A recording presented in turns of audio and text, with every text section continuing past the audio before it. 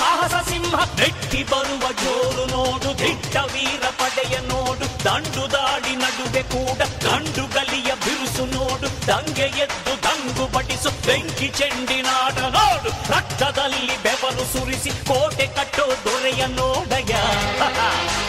ಇವನಿದ್ದ ಕಡೆಯಲ್ಲೆಲ್ಲ ಘೋರ ಸಿಂಹ ಗರ್ಜನೆ, ಅದು ಯಾರು ಬಂದರು ಕೊನೆಯಾಗದು ಸಿಂಹ ಗರ್ಜನೆ.